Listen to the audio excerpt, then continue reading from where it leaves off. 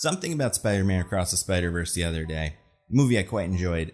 And I had a thought, which I tweeted, and I wanted to share it here.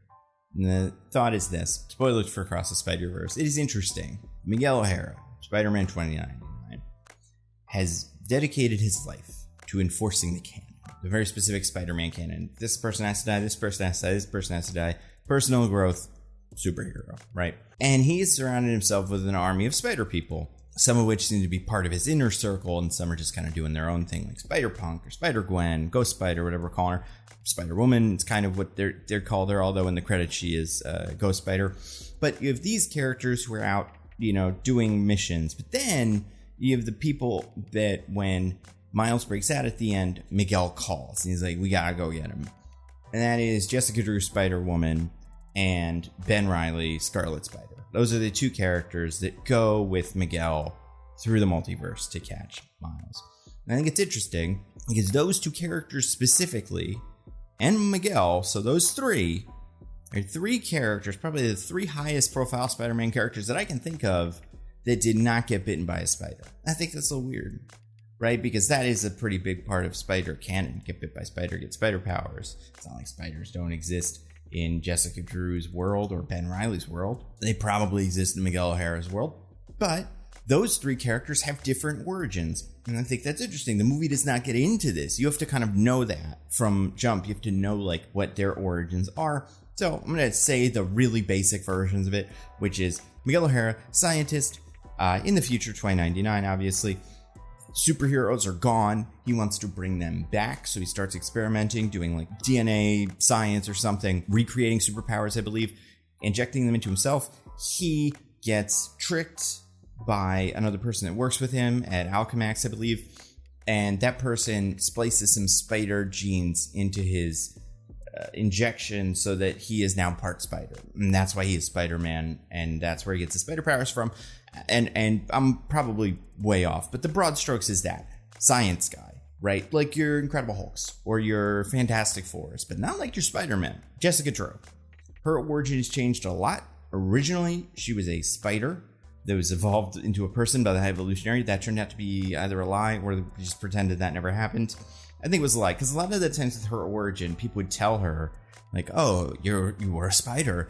And then she'd go, no. And then they go, later, there's someone else would be like, that was a lie. You're actually this. And she'd be like, oh my God. And then later someone else would be, no, that's not it. Because she kind of has memory loss, or sometimes it would turn out that parts of her life were actually staged. It's super complicated. Basically, Jessica Drew, if you're not familiar, is one of a couple of female characters around the time created to preserve a copyright where Marvel knew we have Spider-Man, he's very popular, we should probably invent Spider-Woman before someone else does, and like DC has Spider-Woman running around with Batman and we can't use that character. So they made Spider-Woman, put her in some issues. Every so often she'd pop up, do some spy stuff, do some like PI stuff. She was an adventurer. She had all kinds of different powers. A lot of her stuff was kind of closer to like horror, Indiana Jones kind of stuff, but overall she was a character who was always connected some way to the High Evolutionary and super gene splicing or something. Like I said, originally she believed she was a spider evolved into a person. That's not true. Then it turned out that her parents were scientists, I believe, working for the High Evolutionary, who Jessica was sick. So they gave her, as a child, they gave her an infusion of like spider venom or something to save her life. That gave her powers. I think that is also a lie or was retconned to be wrong. In the current actual origin, or at least one of the more recent ones, is that when Jessica's mother was pregnant, she got shot with a beam of DNA scrambling stuff. And that gave Jessica superpowers in the womb, which is interesting because it's Jessica who is pregnant herself. So not a spider bite. Spider venom, kind of sometimes, but usually just kind of DNA augmentation. Now, there have been other spider women who have powers in other ways. Julia Carpenter, Anya, Mayday, kind of a spider woman. And then you've got other women with spider powers. Silk is the big one, who I think it's weird. It's weird that we've never seen her in these. She is the character who every so often someone will say, like, we're going to make a Silk show. And I'm like, good. You should do that. It'll probably be really popular. And they just haven't done it yet. So there's other characters who have more traditional Spider-Man stories.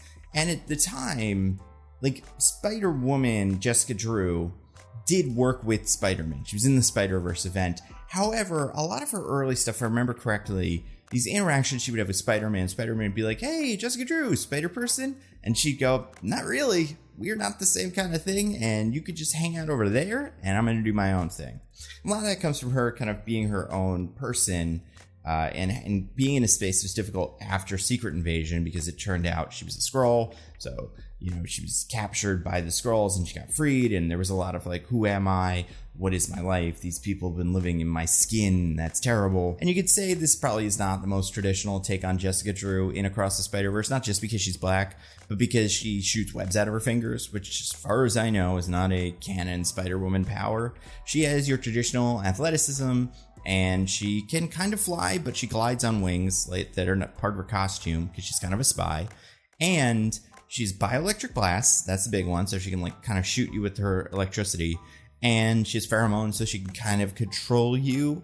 It's kind of like how people thought a certain wizard boy was a Horcrux, and that was why everybody hated him when he was a kid. She kind of had that where like everybody was mean to her, and she was like, what is going on? What am I doing wrong? And it turned out her pheromones were just making everybody angry. Now she could kind of use them kind of like Mantis does in Guardians to like just make people like her so they open a door. But in general, those are the Jessica Drew Spider-Woman powers. It's not the usual Spider-Man stuff. I do think she can also stick to walls. All I'm saying is it's weird that she is Miguel's second in command because she is also another experiment kid. She is not bitten by a spider. Then you got Ben Reilly, the best example of one of these. If you've never heard of the Clone Saga, go watch the other video on the Clone Saga. I'm not going to explain it to you. Scott for Nerdsnake has one. Owen Likes Comics almost certainly has one.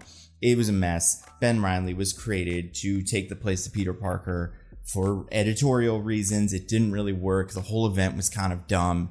And Ben Reilly kind of stuck around. He became a little bit more popular. Now people like him. It's a good costume. And this idea of this character that's kind of always in the background. Like Spider-Man is a very specific kind of story, usually.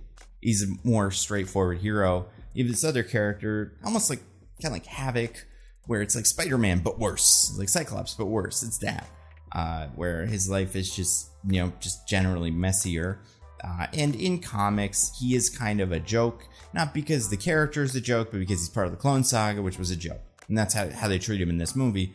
But again, he was never bitten by a spider. He was a clone. So it's interesting that we have this character in Miguel who's assembled this team of spider people, huge team of spider people, and the two that are closest to him, the two that he has, get Miles. Because Miles is broken canon, because he's not doing canon properly, are two characters who also have not been bitten by a radioactive spider. I think there's something there. I do think the movie didn't highlight the origin, right? They never had a bit where someone was like, hey, Jessica Drew, where'd you get your superpowers? No one asked that, which is interesting because a lot of these movies start, or like when a character's introduced, they give a little comic book and then they say like, I'm Spider-Punk, I do this, I'm from here.